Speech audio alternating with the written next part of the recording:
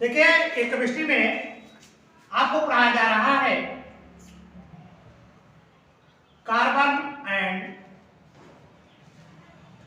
There compounds, carbon and there compounds. It means carbon और उसके यौगिक, हिंदी है इसकी कार्बन एवं उसके यौगिक। कल आपको बताया गया था यौगिक किसे कहते हैं? दो या दो से अधिक तत्वों के योग को यौगिक कहते हैं। अर्थात जो यौगिक होगा उसमें कम से कम दो तत्वों का उपस्थित होना अनिवार्य होगा। तो दो या दो से अधिक तत्वों को क्या कहते हैं? यौगिक कहते हैं। लेकिन अब यहाँ पर यौगिक तो पढ़ेंगे आप, लेकिन किसके साथ में होगा? कार्बन के साथ में होगा। यानी उस यौगिक में कार्बन मूलभूत रूप से जुड़ा हुआ होता है, जिसमें कार्बन, जिस यौगिक में कार्बन मुख्यतः भूमिका निभाता है उस यौगिक को कहते हैं कार्बन के यौगिक। क्या कहते हैं? कार्बनिक। ठीक है, तो देखिए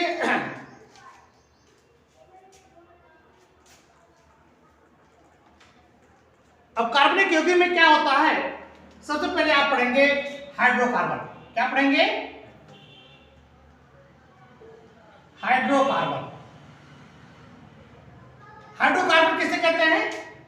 हाइड्रोकार्बन दो शब्दों से मिलकर के बना है।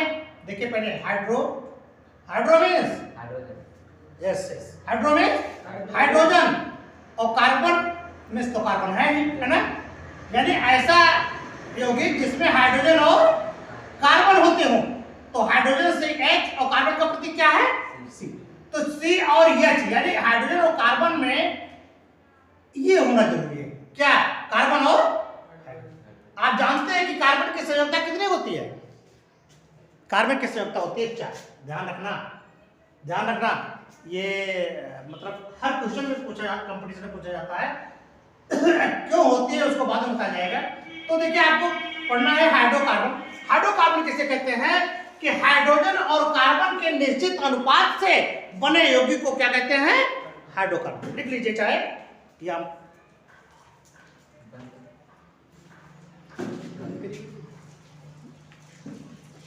हाइड्रोकार्बन किसे कहते हैं? हाइड्रोजन तथा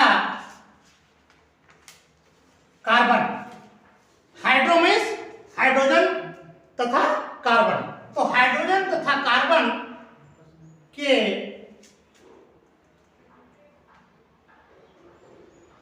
निश्चित संयोग, निश्चित संयोग से बने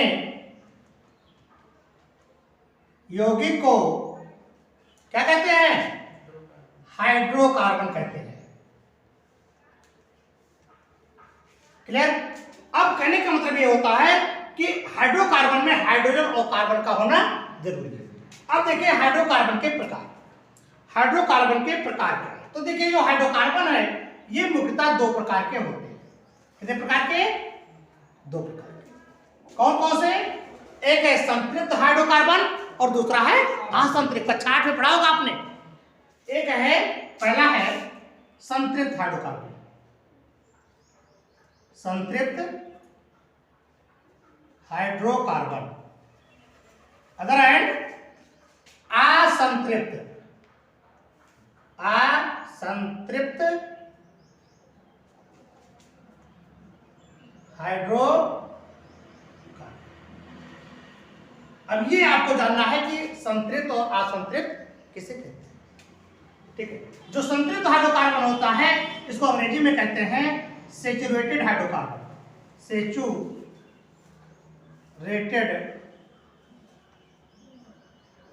हाइड्रोकार्बन। और ये होता है अनसैचुरेटेड हाइड्रोकार्बन। क्या है?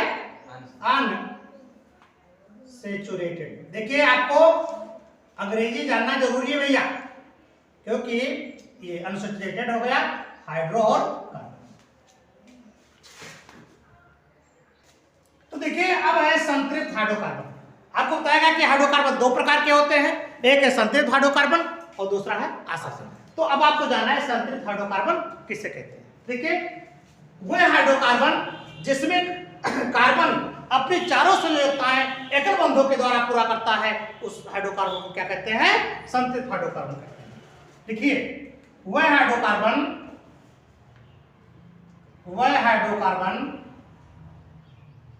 जिनमें कार्बन अपनी चारों संयोजकताएं किसके द्वारा? एकल बंधों के द्वारा। चारों संयोजकताएं एकल बंध बोले तो सिंगल बॉन्ड, एकल बंधों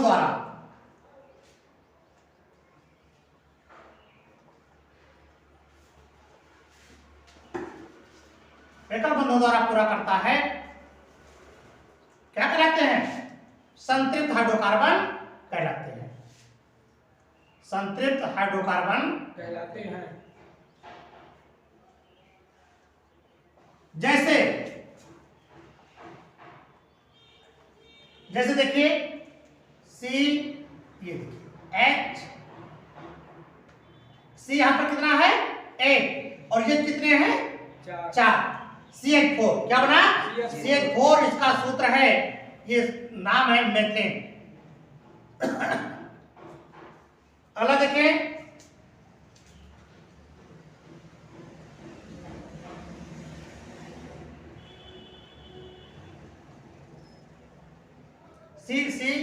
C2H6 इसको कहते हैं एथेन।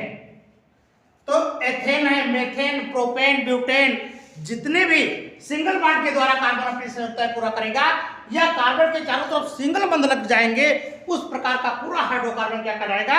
संतृप्त हाइड्रोकार्बन कहलाएगा। क्लियर? जैसे मेथेन है,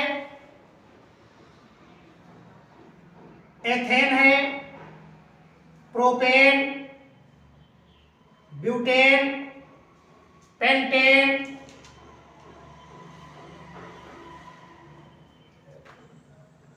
etc।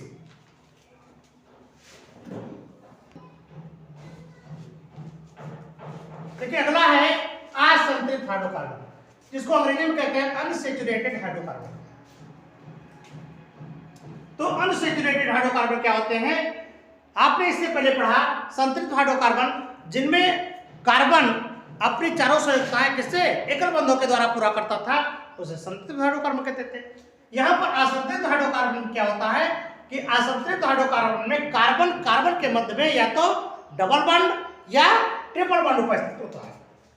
जैसे देखिए ये कार्बन है आपका, तो कार्बन कार्बन के मध्य में या तो डबल बॉन्ड होगा या फिर कार्बन कार्बन के मध्य में ट्रिपल बॉन्ड होगा। इस तरह से अपनी बैलेंस पूरा करेगा कि या तो डबल बॉन्ड हो तो इस तरह से बनेगा, या तो ट्रिपल बॉन्ड हो, सिंगल बॉन्ड नहीं होता। सिंगल बॉन्ड तो होगा लेकिन कम से कम डबल बॉन्ड या ट्रिपल बॉन्ड का होना जरूरी होता। इस प्रकार का जो हाइड्रोकार्बन बनेगा उसे कहते हैं असंतृप्त हाइड्रोकार्बन। जैसे देखिए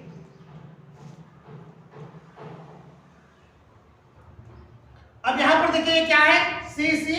C2 1 2 3 4 H4, इसका नाम क्या है? एथिलीन, इसको बोलते हैं एथिलीन। इसका क्या नाम है? C2 और H2, इसका नाम है एसिटिलीन। ये एसिटिलीन है। तो एसिटिलीन है, एथिलीन है, या जिस भी हाइड्रोकार्बन में डबल बॉन्ड या ट्रिपल बॉन्ड पाए जाते हैं, इस प्रकार के हाइड्रोकार्बन को कहते हैं असंतृप्त हाइड्रोकार्बन कहते हैं। ठीक है, अब आप आगे पढ़ेंगे IUPAC। देखिए अब आपको पढ़ना है IUPAC। देखिए IUPAC नाम सिस्टम। देखिए नाम 2 प्रकार के होते हैं, हर एक चीज का नाम और उपनाम होता है। तो देखिए नाम में क्या है? नाम, इस संसार में नाम से बढ़कर कुछ है ही नहीं। कहते हैं कलयुग केवल नाम है धारा, और सुमिर सुमिर नर उतर ही पार।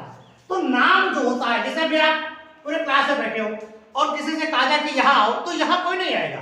लेकिन अगर नाम लेकर के आ जाए, कहा जाए कि रामू यहाँ आओ, तो उन 100 लड़कों में से एक रामू निकल करके सामने आएगा। क्यों? क्योंकि उसका नाम है। ठीक है, अब ये नाम जो होता है, नाम 2 प्रकार के होते हैं। कितने प्रकार के? दो प्रकार के। कौन कौन से? एक है लोकल नाम।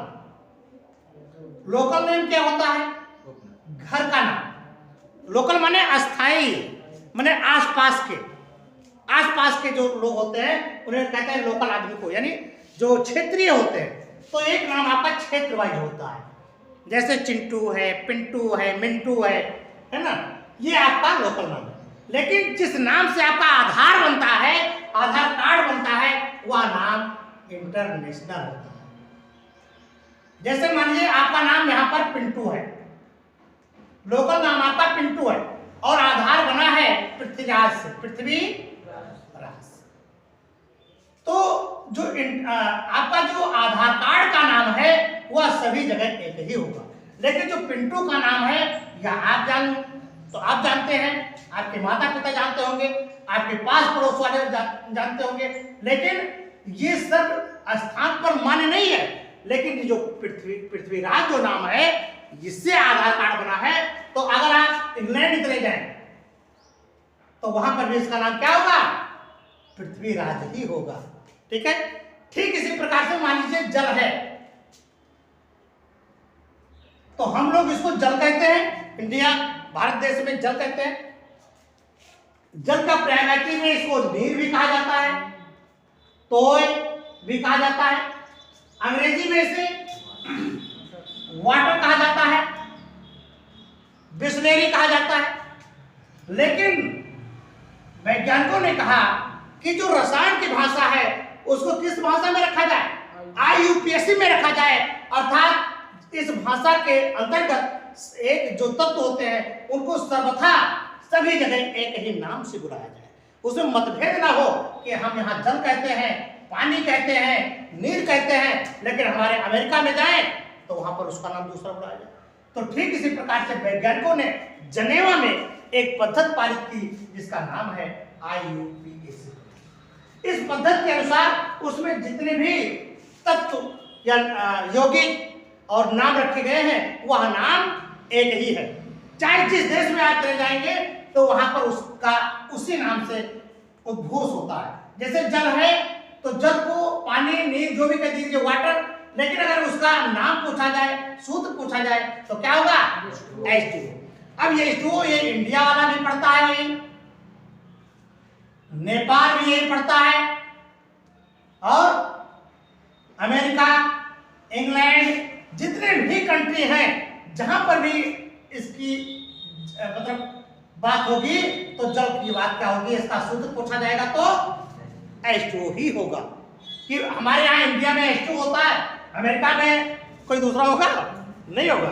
तो ये नाम जो सर्व स्थानों पर, सभी स्थानों पर एक होता है, उस नाम को क्या कहते हैं? इसमें रखा गया है IUPAC में रखा गया। जल का IUPAC नाम क्या है?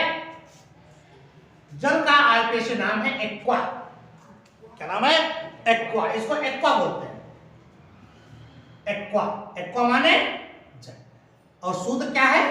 H2O। जो एक्वा है या इंटरनेशनल नाम है, यानी IUPAC नाम है, तो IUPAC नाम में जल को क्या बोलते हैं? एक्वा बोलते हैं। क्या बोलते हैं? एक्वा। ठीक है। तो देखिए IUPAC जो होता है, IUPAC का पूरा नाम है international union of pure and applied chemistry. देखिए कभी कभी आप लोगों से वाइवा में पूछा जाता है कि IUPAC का पूरा नाम बताएं, तो IUPAC का पूरा नाम क्या है? International union of pure and applied chemistry. ये आपका IUPAC नाम है। तो जिस तरह से जल का आपका नाम एक्वा है, ऐसे हर एक तत्व का जिसका IUPAC नाम बना है उसका अलग अलग नाम है। आपको कुछ IUPAC नाम दिखाए जा रहे हैं। कार्बन के देखिए क्या नाम है। जैसे देखिए यहाँ कार्बन है, तो जब कार्बन एक है तो इसका IUPAC नाम में क्या होगा? मेथ। एक कार्बन का IUPAC नाम क्या है? मेथ। दो कार्बन है तो इसका नाम है एथ। तीन कार्बन वाले का नाम है प्रोप। चार कार्बन है तो इसका नाम है ब्यूट। अगर 5 कार्बन है तो इसका नाम है पेंट, 6 कार्बन है तो नाम है हेक्स, अगर 7 कार्बन है तो इसका नाम है हेप्ट,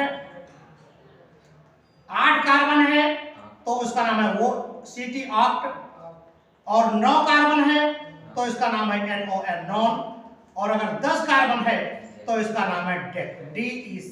और भी कार्बन है उसके नाम भी रखे गए हैं। ये देखिए कार्बन के नाम, देखिए कार्बनों के नाम को आपको याद रखना बहुत जरूरी, क्योंकि आप क्या पढ़ रहे हैं, हाइड्रोकार्बन पढ़ रहे हैं, कार्बन प्रधान है इसमें, इसलिए कार्बन का नाम जरूरी है। अब देखिए जो कार्बन होते हैं, कार्बन मैंने बताया कि ये कार्बन हाइड्रोकार्बन 2 प्रकार के होते हैं, एक संतृप्त और एक असंतृप्त। इस आधार पर बॉन्ड कितने प्रकार के हुए, 3 प्रकार के। कार्बन को कार्बन जोड़ता है तो 3 बंधों से जोड़ता है। पहला आपका है सिंगल बॉन्ड। क्या है? Single bond. सिंगल बॉन्ड को हिंदी में कहते हैं एकल बंध। एकल, अब एकल बंध किसे कहते हैं कि जब कार्बन कार्बन के मध्य में सिंगल बंध लगता है, एक लाइन होती है, जैसे देखिए सिंगल लाइन। जब कार्बनों के मध्य में कौन सी लाइन होती है, सिंगल लाइन होती है, तब उसको हम क्या कहते हैं, एकल बंध कहते हैं। और जब एकल बंध होता है तो उसका जो सफिक्स है उसको कहते हैं एन। क्या है? ANE। जैसे देखिए का है, ये आपका शब्द है का, और का पर अगर वो का मात्रा लग गया तो क्या हो गया, को। का पर बड़ी का मात्रा लग गया तो की, और जब ऊ का लग गया था कु। तो ठीक इसी प्रकार से जहां पर भी सिंगल बॉन्ड होगा तो वहां पर उसको कहा जाएगा एन। क्या कहा जाएगा? एन। ठीक है। अब देखिए सिंगल बॉन्ड को एक रेखा से, एक लाइन से, और जहां पर भी होगा वहां पर एन कहा जाएगा। इसका जो सूत्र है, फार्मूला, वो है CnH2n+2। ये एक सूत्र है। देखिए ये क्या है, समझ लीजिए इसको। ये Cn है, Cn का मतलब होता है नंबर ऑफ कार्बन। N होता है नंबर और C होता है कार्बन। जितना भी नंबर ऑफ कार्बन होगा, हाइड्रोजन उसका 2 गुना होकर के 2 जुड़ जाएगा।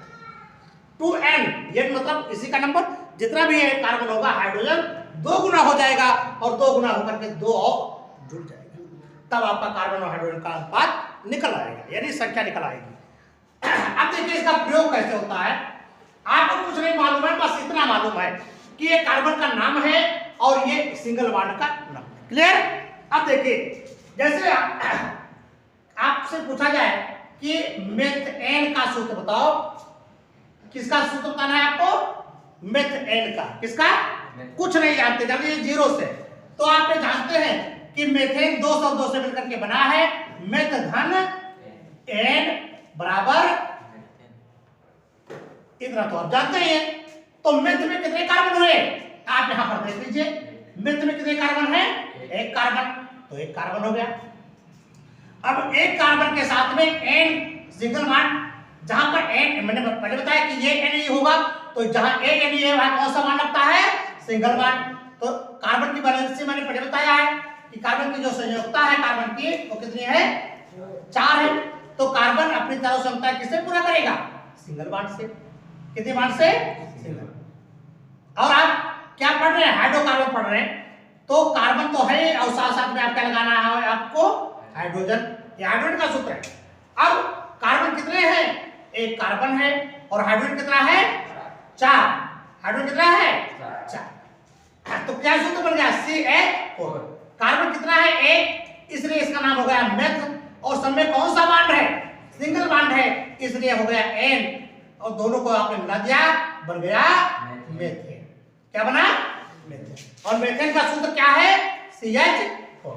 आगे ना, तो CH जो 4 होता है, ये है आपका मेथेन। ठीक है। अगला देखें, जैसे आपको बनाना है एथेन, तो वही चीज एथ धन एन बोले तो यानी बराबर एथेन। अब आपको देखना है कि कार्बन एथ मेथ प्रो, तो आपका जनक कार्बन हो गया। अब आपको देखना है कि कार्बन कितने हैं। कार्बन कितने हैं यहाँ पर? एथ में कितने कार्बन होते हैं? 2। 1 कार्बन यहाँ और 1 कार्बन यहाँ, और दोनों के मध्य में कौन सा बॉन्ड है? एन इन आयन आपके बॉन्ड है, आपको पहले ही बॉन्ड आज पढ़ा जाएगा। तो देखिए दोनों कार्बनों के मध्य में कौन सा बॉन्ड है? एन बोले तो सिंगल बॉन्ड। तो देखिए एक यहाँ होगा 2 3 4, 1 2 3 4। अब सब पर क्या लगाना है आपको? हाइड्रोजन लगा दीजिए। तो C यहाँ है तो C2 हो गया, देख हो गया ना। और ये कितने हो गए? 1 2 3 4 5 6। अब 2 कार्बन है इसलिए इसका नाम क्या हो गया? ये 2 कार्बन है इसलिए इसका नाम हो गया H, और सब में सिंगल बॉन्ड है इसलिए हो गया N, और दोनों को मिला दिया क्या बन गया? एथेन। क्या बन गया? एथेन। और एथेन का सूत्र क्या है? क्लियर? आपको डाउट हो कि देखिए इसके सूत्र पर इसको रखिए। सूत्र को मैंने बताया था, ये सूत्र है आपका CnH2n+2, यही तो सूत्र है आपका सिंगल बॉन्ड का। तो Cn यानी नंबर ऑफ कार्बन कितना है, जितना भी होगा हाइड्रोजन उसका 2 गुना होकर के 2 जुड़ जाएगा। यहां पर इसको देखिए फॉलो कर रहा है कि नहीं। देखिए C2 है, C2 है तो n बराबर कितना हो गया? 2। नंबर ऑफ कार्बन कितना हो गया? 2। तो n C बराबर कितना है? 2। तो हाइड्रोजन का मान क्या होगा? हाइड्रोजन का मान निकालने के लिए क्या करेंगे? 2 गुणे n+2। 2 अब n का मान कितना है आपका? 2, और 2 तो संख्यात्मक रूप में है ना, तो 2 n का मान कितना है कार्बन का? तो कार्बन कितना है आपका? n का मान कितना है? 2।